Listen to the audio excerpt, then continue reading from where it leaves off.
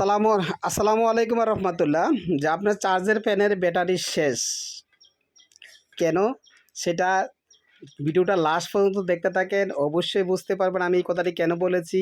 অবশ্যই যে কোনো জিনিস আমরা ব্যবহার করি, প্রত্যেকটা জিনিসের কিন্তু একটা নিয়ম আছে। ওই নিয়ম যদি আপনি না জানেন, আপনার ব্যাটারি তো শেষ হবেই, নষ্ট হবে। তো আমি নিয়মটি কি ভিডিও শেষে অবশ্যই আপনাদেরকে বলে দেবো। আর আপনাদের কাছে ছোট্ট একটা রিকোয়েস্ট, আমার ভিডিওটি ভালো লাগলে অবশ্যই লাইক দিন ভাই, আপনাদের জন্য অনেক কষ্ট করে ভিডিও বানাই। আর আমার চ্যানেলটাকে সাবস্ক্রাইব করে দেবেন। এই যে দেখেন, আমি প্রথমে যে আমি এটার ব্যাটারিটা নষ্ট ছিল, আমি কেন নষ্ট হয়েছে আমি দেখতেছি। এই দেখেন, প্রথমে আমি মিটার দিয়ে মেপে দেখলাম যে এটা ব্যাটারিটা নষ্ট হয়ে গিয়েছে। ব্যাটারিটা একদম মিটারে আমার দেখাচ্ছে না, মাত্র 5 ভোল্টের মতো দেখাচ্ছে।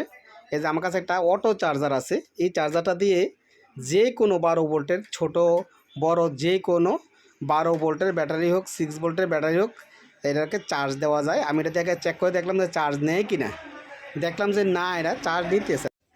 ভিডিওটি আসলে অনেক গুরুত্বপূর্ণ ভিডিও, আশা করি আপনাদের কাজে লাগবে। ভিডিওটি লাস্ট পর্যন্ত দেখেন আমি কি সিস্টেমে কাজ করেছি। দেখেন, আমি ব্যাটারিটা চেষ্টা করেছি যেটাকে উঠানো যায় কিনা, বা ব্যাটারিটা চার্জ দিলে উঠবে কিনা।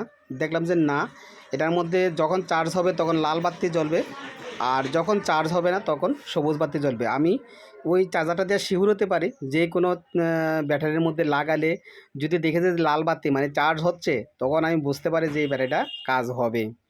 আর যে ব্যাটারিটা লাগালে দেখে যে এটা সবুজ বাতি জ্বলে, তাহলে আমি সহজে বুঝতে পারি যে আসলে এটাতে যতই আমি চেষ্টা করি না কেন লাভ হবে না।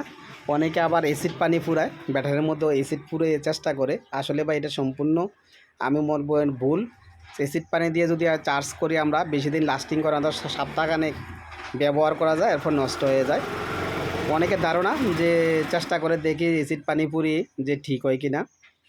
আসলে আমরা বহুত এটি রিচার্জ করে ফেলেছি, উদ্ধার এই যে অ্যাসিড পানি ফুরালে চার্জ হয় না। এই যে দেখতেছেন, আমি কিন্তু এই যে এটার মধ্যে সুইচটা সমস্যা ছিল, এটার মধ্যে কিন্তু ব্যাটারি লাগালেই হতো না, এটা খুলতে হতো না।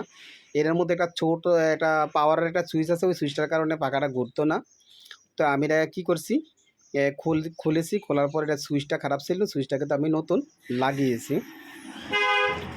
তো এখন দেখতেছেন আমি এই যে ব্যাটারিটার আমি চেক করতেছি এটাতে লাগিয়ে যে চলে কিনা। আমি এখন চেক করবো যে নতুন ব্যাটারি, এটা আমি সম্পূর্ণ নতুন ব্যাটারি লাগিয়ে ব্যাটারি লাগানোর সময় আমি সবসময় চেষ্টা করি যে সুইচগুলো ভালো আছে কিনা। এই যে সুইচগুলো একটু অনেক সময় ডিস্টার্ব করে। তো আমি সবসময় চেষ্টা করি নিয়মের মধ্যে কাজ করার জন্য, যেমন সুইচগুলো যেন বাসায় নিলে সমস্যা না করে। যে দেখেন সুইচটা সমস্যা ছিল, আমি কিন্তু সুইচটাও লাগিয়ে দিয়েছি। আর এখন বলবো আপনাদের ব্যাটারি কেন গুরুত্বপূর্ণ, যে আপনার ব্যাটারি কেন নষ্ট হয়। ব্যাটারি নষ্ট হওয়ার দুটি কারণ থাকে, কারণ দুটি কি আমি আপনাদেরকে এখন বলে দিচ্ছি। দেখেন, প্রথম কারণ হলো আপনাদের নিজের কারণে, যেমন অলসতা করে আপনারা যখন শীতকাল আসে তখন কিন্তু আপনারা চার্জ করেন না, মানে চার্জে দেন না, ফেলে রেখে দেন ঘরের মধ্যে, অবহেলা করেন। যে নতুন ব্যাটারি আছে এটা তো সমস্যা নাই, চলবে, গ্যারান্টিও আছে, চলবে। ওই জিনিসটা করতে গেলে আমরা দেখছি যে ব্যাটারি শেষ। ব্যাটারিতে যখন চার্জ দিবেন না, এই যে আপনার এই যে ফ্যানটি আছে, ফ্যানটিরও নিজস্ব একটা খোরাক আছে। অন্তত কমপক্ষে 10 দিন 15 দিন অন্তর অন্তর শীতকালে আপনি একটু চার্জ দেওয়ার চেষ্টা করবেন, তাহলে তো আপনার ব্যাটারি শেষ হচ্ছে না। এই যে এত দামের ব্যাটারি লাগাতে কত কষ্ট হয় বা অনেক টাকাও নষ্ট হয়, আপনারা কিন্তু এই জিনিসটি একটু অবহেলা করেন। এই অবহেলাটা করা যাবে না। যখনই শীতকাল আসবে 10 দিন 15 দিন পরে পরে একটু চার্জ দিয়ে দিয়ে সচল রাখবেন এটাকে, এক কারণ।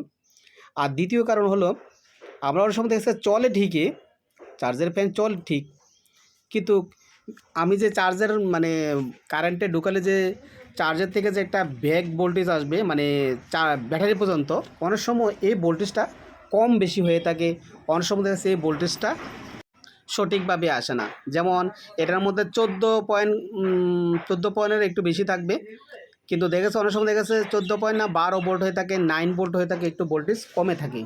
এই জিনিসটি হলে যেহেতু 12 ভোল্টের ব্যাটারির মধ্যে তো যদি আপনার 9 ভোল্ট আসে বা 10 ভোল্ট আসে, তাহলে কি এত ব্যাটারিটা চার্জ হবে? চার্জ হবে না। এতেতেও আপনার ব্যাটারি নষ্ট হওয়ার সম্ভাবনা চান্স থাকে। এই দুটি কারণে দেখছি যে আমরা বেশিরভাগ সময় যে চার্জার ফ্যানের ব্যাটারি নষ্ট হয়ে যায়। আবার অনেক সময় দেখেছি আমরা ব্যাটারি যখন কিনে আনি, অনেক সময় দেখেছি রিপেয়ারিংয়ের ব্যাটারি পরে, এই রিপেয়ারিংয়ের ব্যাটারি লাগালেও দেখেছে বেশি দিন লাস্টিং করে না, ব্যাটারি নষ্ট হয়ে যায়। এই 2-3টি কারণেই ব্যাটারি নষ্ট হয় না। তো ভালো ব্যাটারি লাগালে আর ব্যাটারিতে ঠিক মতনে ভোল্টেজ আসে কি না, ভিতর থেকে ব্যাটারি চার্জ হওয়ার মতো এরকম ক্ষমতা আছে কি না তা চেক করে লাগালে কিন্তু ব্যাটারিতে চার্জ সঠিকভাবে হয়। ব্যাটারি কিন্তু 2-3 বছরও কিচ্ছু হয় না আমি জানি।